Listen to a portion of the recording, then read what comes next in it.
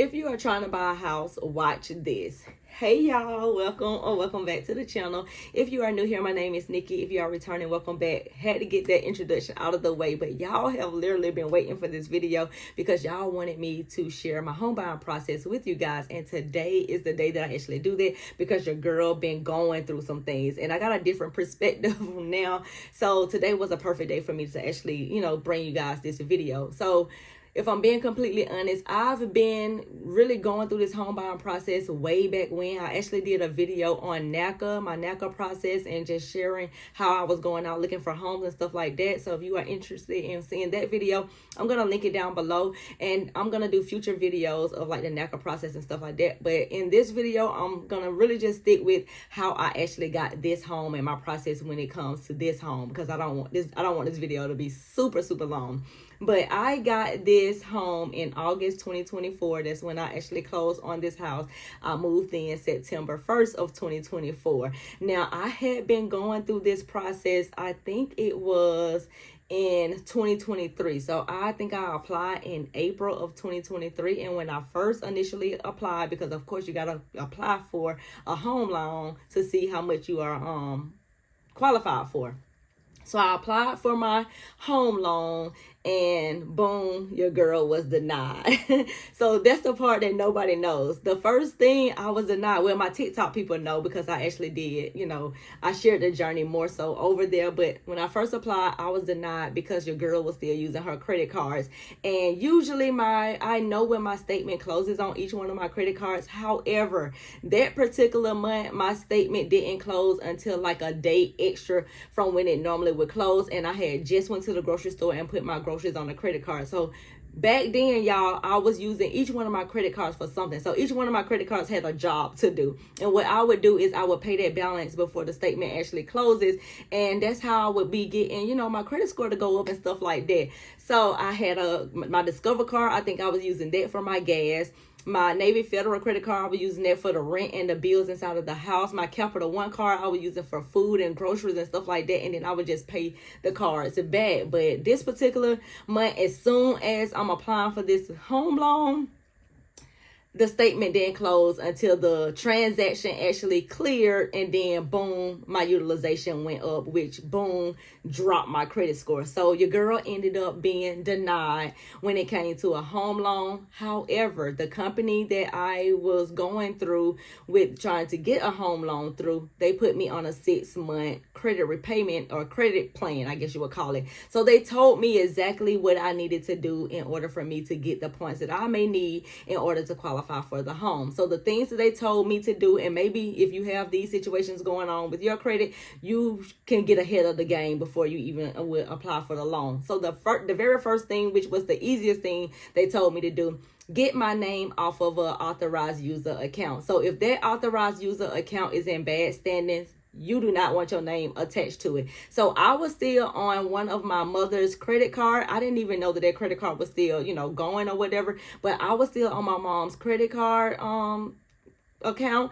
And my mom passed in 2019, so my mom is no longer alive. So I had to call the company, let them know that she passed away, as I thought I had already done all this type of stuff, and I had to take my name off of the authorized user account.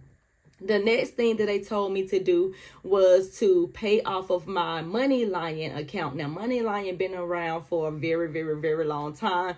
I was trying to get payment to pay it off and, pay it down and things like that. However, I wasn't able to get around to actually doing that part of the agreement.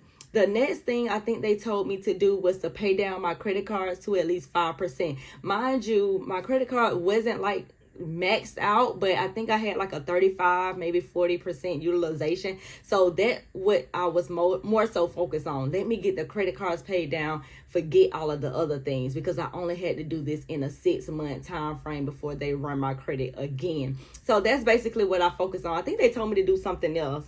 I can't remember all of the things, you guys, but those are like the main things that they actually told me to do. So once I did all of those things during these 6 months, I'm just focusing on like paying down my credit cards, because my credit cards was like 35, maybe 40, 50.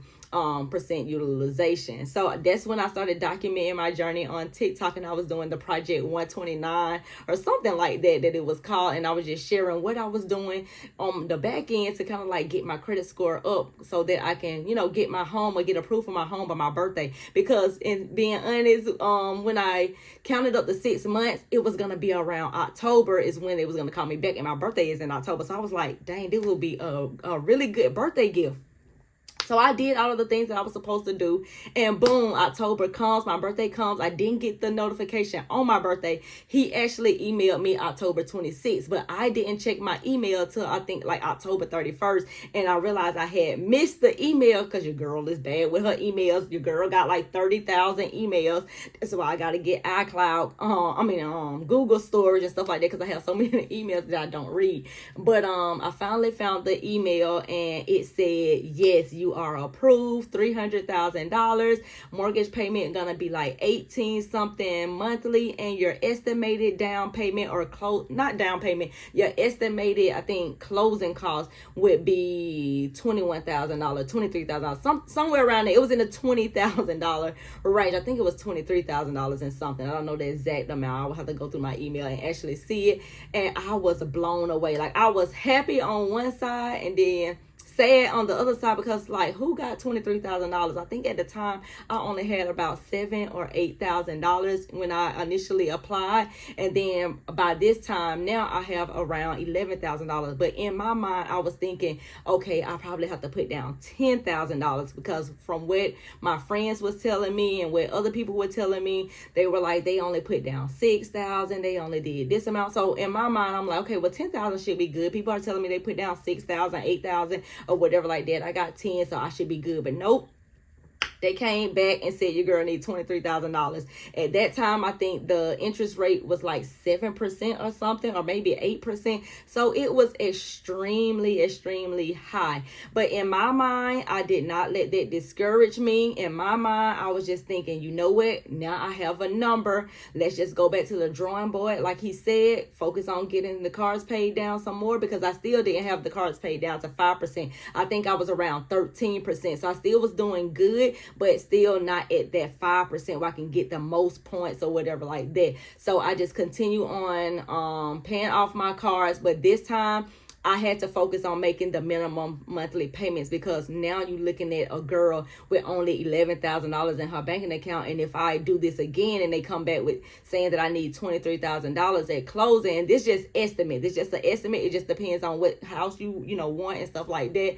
And if the seller is offering concessions or, assistance and things like that. So he said that it was going to be an estimate, but in my mind, I'm like, I need to save $23,000 just to be, the worst case scenario, just to be on the safe side. So I got to work. I'm not even going to lie. Your girl got to work. I started selling my budget notebooks. I started getting my butt on TikTok. At the time, TikTok shop was like my main thing, because I was starting to make like thousands of dollars every single week until my account got shut down. I was like, oh my God, this is the worst time for my account to get shut down. And it got shut down with my money locked up inside of it. So hence, that's why I'm like really afraid to like really just go all in on TikTok, because I know that if your account gets shut down and you have money tied up in there, there's no way of getting it out, because it's like back then when I was doing TikTok shop, basically you would get paid for the commissions or the items that you sell or whatever like that, and then you would have to withdraw the money. I'm not exactly sure how it works now, because I haven't really sold anything since then, because I've been super afraid to have my money tied into an app like that. So I don't really do it, but I'm gonna get my butt back on there and just test it back out. But that's what happened. My money got tied up in that account, and I wasn't able to get that money out. I think at the time, because once you start going like viral over there, this is what I'm thinking. It's just hypothetically speaking. I feel like once I started going viral over there, and these bot pages started seeing that I was making money from the TikTok shop, because this is when TikTok shop was fairly new. So I was one of the first people to, get started with it and get on it and, kind of like take off on it really. And they created another page, and they, I guess, cloned my page, and then they reported my page as a fake page. So boom, it shut my account down, and I think I was making like $1,000 a week or whatever, and I had about maybe like $4,000, because I wasn't doing it that long, but because it wasn't many people doing it, I was getting sales. So my money got tied up in there. My account is closed down. I have no way of getting it now. I'm like, oh my God, I can't get the money out. So luckily for me, I did take one of my collaborations off of the app, and I was able to email the people. So that's how I ended up getting my account back. I actually reached out to the company that I had did the collaboration with, and they messaged TikTok, and I was able to, like, you know, verify I am who I said I am. I had to take a picture with my ID. Girl, it was a whole thing. I had to take a picture with my ID and prove I am who I am and stuff like that. And I was able to log back in, and I cashed out that money immediately. By that time, all of it was just sitting there. So it was like a lump sum that I actually got paid, which I was excited about. I was able to put that towards my savings to add to the amount of money that I had to use for a down payment on this house. So now we are in at the end of the year. We're going into 2024 now, and you know, I'm just still saving money because I still don't have the $23,000. I was getting a little bit discouraged, but I'm still trying to save money. Of course, taxes come around. I'm working all of these hours at the post office because y'all know at the post office during the holidays, that's when we make the most amount of our money. So I was doing that a little bit, and I eventually got up to the $23,000.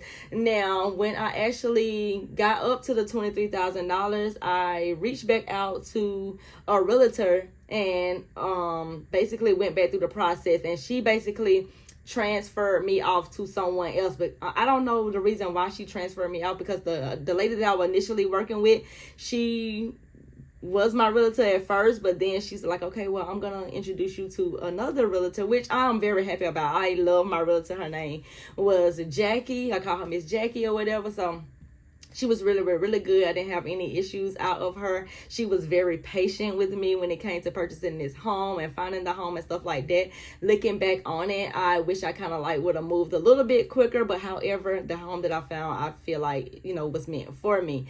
Now, when I got with Mrs. Jackie and we was going out to find home, we actually started the process around June of 2024. And we just going out, just looking at different homes and stuff like that. I told her my budget because she asked me what's my price range. At the time, I told her my price range was $1,600, and the reason why I said $1,600 is because where I was paying rent I was paying $1,462, and then I had to add in the water bill. So by the time I added up the water bill, it was already close to $1,600 and stuff like that. So I knew that I would be comfortable with paying $1,600, but $1,800 was like my max. But I didn't tell her that because I figured she was kind of like like a car salesman people. They're going to show you the good stuff that costs more money anyway. So I just kept that $1,800 monthly budget inside of my brain, but I told her $1,600. So she started showing me all of these houses, and I had to pick from the ones that she showed me, while I was also doing my own research on Zillow, on homes.com, anything that my friends who have homes would find, they would send over to me. And if I like it, I would tell her, hey, I like this home, and I would just give her the address and the price range, the price of the home and stuff like that. And then we would just go out and take a look at it. And basically that's what we did for a few months. And then I actually found the home. So I found the home. It was in Ellenwood, Georgia, that I thought was gonna be my home. Like, I loved everything about that home. It had like 2 living rooms. I don't know what you call it. Maybe one was a family room, one was an entertainment room or something like that. But it was really nice. It had 2-car garages, had a big backyard. It was fenced in, and I felt like that would have been perfect for my son. My son liked to play sports and basketball and stuff like that. And then eventually one day I want to get a pet. So I felt like that home was perfect. It had a fireplace. It just had everything. The only thing that it was missing, it was the closets were small, and your girl got a lot of stuff. You got a lot of shoes. I just got a lot of things going on, and I really preferred a bigger closet. But when I saw this home, I was in love. It wasn't too far from my family. It wasn't too far from the expressway. So that was something that I know that, that I needed. So once I got the home, we did the put the money down for the inspection, because I did have to pay for inspection, and that was like around $500 if I'm not mistaken. And once we did the inspection, boom, the inspection failed. So because I was getting approved for a FHA loan, they did not allow me to go through with that home because of the failed inspection. And the seller did not want it to replace the roof because they said the roof was bad. They said the deck was bad, and they said the AC was bad. So all of those are major things. And the the seller did not want to fix those things, nor did they want to compensate out of pocket for the price of the home either. They were saying that they would give us $4,000 off the price, and that was it. So we was like, nah, we don't want to do that because a roof by itself is a whole lot of money. So didn't go through with that one. Lost $500 in the process. So then we just moved forward to, continue on looking for houses in the price range and stuff like that. And I found another home that I loved even more. This one with way more space, even way more space than this home that I actually got. But this one, the only thing about this one, it was way far. It was in Hampton, Georgia, and that one was a little bit outside of my travel range, being that I do work way up north, and I think the time frame to get to work was like around 50 minutes, and I didn't want to do that type of a drive. Now I'm used to doing like 30 minutes, 35 minutes, so I'm comfortable with that. But 52 minutes, and that was probably just on that day, and I think we went and looked at houses around on a Sunday. So just imagine that Monday through Friday when the rush hour traffic and all that type of stuff, it probably would be longer than that. So found that home, same thing, 2 living rooms, a big square footage. I think it was like over 2,000 square footage. It had a big garden tub. It was nice. I thought this was my home, and it was cheaper, you guys. It was so freaking cheap. I think like the mortgage payment probably would have been like around $1,200. But this particular house was a prop offer, and I didn't know what a prop offer was. She told me what a prop offer was, but I didn't necessarily, I guess it didn't make sense to me to like bid higher. So basically that's what a prop offer is. Whoever put in the best offer gets the house. So the house, I think the house was like at $249. So I offered them $249. Hey, whatever you're asking for, I'm gonna give you whatever you're asking for. I didn't think to say, okay, well let me give you $251, because that's the person who outbidded me offered $251. I didn't think about that because I'm thinking, okay, well, why would I give you more than what you're already asking for? I'm giving you what you're asking for or whatever. So that's how I end up losing that home, because that house was a prop offer.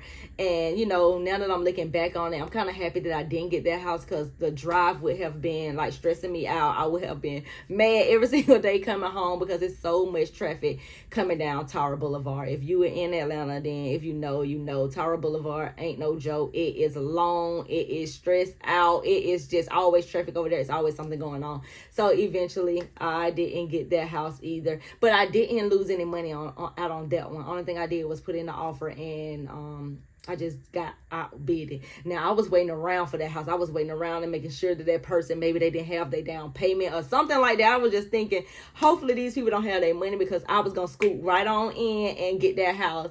And then eventually we kept looking, and we found this house. Now this house was a little bit out of the price range. It still was in the $1,600 monthly payment. However, but it was like $1,680 or something like that. I don't exactly remember the total amount, but it was a little bit over the budget or whatever. But when I came and saw it, when I saw the location, when I saw what was around it, when I saw what was going on around it, that's what sold me, because I felt like, okay, well, in the back of these homes, they are building new homes. They just built the apartment community over here. So this was like a community that I can see they are up building things over here. So I felt like I know that the price of my home eventually is going to go up the longer I stay in here. I also did my research on the houses beside me and across from me and around me and stuff like that, and saw what their house was worth on Zillow. I did my research on Zillow. So these are not like, I don't know the true facts of it.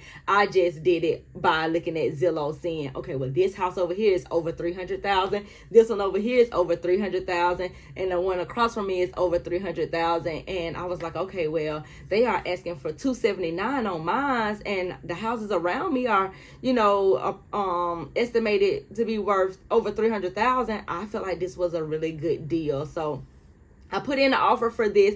The good thing I felt like what happened out of this situation, I caught this house on the market really, really, really quick. So I would suggest you, if you are into buying homes and you see something that you really, really, really like, if it just had hit the market, hop on it really, really, really quick. Be like the first ones to do it, because this house I actually visited on a weekday, and I felt like they was probably going to have an open house probably that weekend or whatever, and probably when people saw this house, they were going to, swoop it up. So I saw it on a weekday. I put my offer in that same day, and then we actually got approved. I got approved for the home. The only bad thing about it, some sellers do not want to give you any money at all. They don't want to help with the down payment. They don't want to give you any seller concession and stuff like that. But mind you, I was already thinking about that $23,000 number, so I had already saved that amount of money up.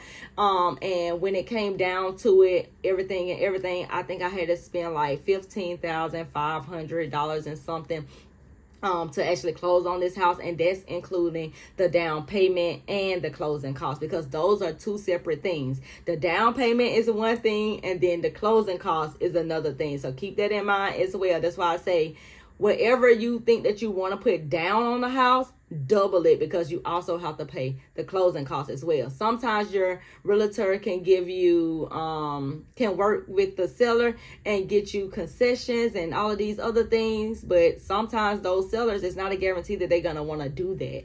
And this seller did not want to do that with this house. They did not want to put anything into this house at all. And luckily for me, I did have enough money left in my account to be able to do all of those things. So I did have to do the inspection all over again. I put down the down payment, and I had to do the closing costs and all of this stuff you had to do. I had to wire it. And I'm gonna be honest, y'all, it felt so good to be able to go in the bank and say, I want to wire $15,000, and it just felt really, really, really good to know that I had saved all of this amount of money, and I was able to put a down payment and closing costs on this home. So that's pretty much all of the things I went through when it comes to purchasing my first home. Now the experience has literally changed. I've been in my home since August, September, October, November, December, January, February, March. So about 7 months now.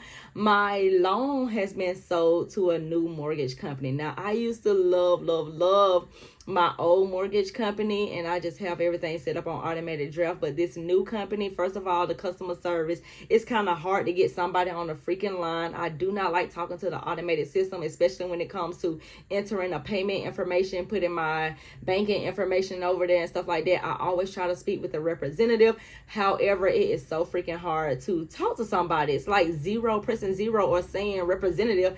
It just do not work. So that's the first con. The second thing is my mortgage is going up. Not really my mortgage, but the taxes on my house is going up. I just found out that I'm negative in my escrow account. So when it comes to your escrow account, that means the taxes that's on your house or whatever. They told me that when I closed on this house, I was up under the other person's tax obligation. And now that I have purchased the house and took ownership, now they had to reassess everything, and based upon my information, the value of the home now and stuff like that, taxes has went up, and I am in the negative. Now, I do split the mortgage and the bills and stuff like that with my boyfriend or whatever, so $250 of that I have to figure out where I'm gonna get an extra $250 from, or cut some expenses and things like that. But it just seems like everything is going up, so just keep that in mind as well. When you do get your home, just be putting extra money into the escrow account. That's what I'm going to be doing starting in May, when I have to start paying this new mortgage. I may start next month. I don't exactly know. Right now, I'm just focusing on paying off these credit cards so I can free up that money, because right now, $500 is just going on credit cards and just debt payments, and I can be using that money to put in my escrow. You get what I'm saying? So that's my perspective on that. Stay in an apartment as long as possible. I don't recommend you getting a home if you do not have any type of savings. I'm going to be completely honest. Had I known all of these things would be going on, I probably would have stayed in my apartment, maybe possibly another year or two longer so that I could save up at least probably like $50,000. I think I could have probably did that in 2 years with saving up more money. But then again, now that I have my looking at the value of my home, I have gained $3,000 in equity in my home. So I guess that's not a bad thing either.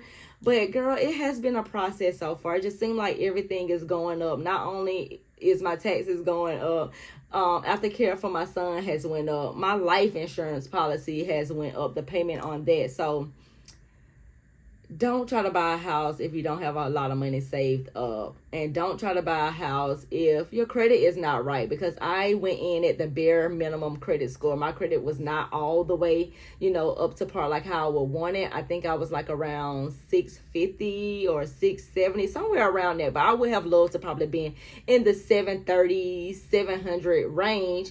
Maybe that would have, I would have qualified maybe for different type of loan. Maybe I would have qualified for a lower interest rate. I don't know what the situation would have been, but maybe if I had a better credit score, more money, stuff like that. So take my experience and use this and apply it to your experience. Hopefully yours is a whole lot better than mine. I didn't have a bad experience. Don't get me wrong. I didn't have a bad experience at all. It's just now that I've kind of like gotten in the house and kind of gotten used to, things in the beginning. Now, all of a sudden, things is going to change in 2 months. Mortgage payment is going to go up. I got to, instead of paying the 16 something now it's 21 something now. So it's just a lot. It's just a lot for me to regroup. I don't like to, because I like to make me a yearly plan and kind of like stick with that, and this just kind of like just throw me off. But y'all will see that in my budgeting video of me, cutting some expenses, trying to get this money for all these things that has went up. But I definitely wanted to share my home buying process with you guys, just in case you are, trying to buy a house this year, next year, whenever you are trying to buy one. But I hope this video brought you some value, and I'll see you guys in the next video. Bye.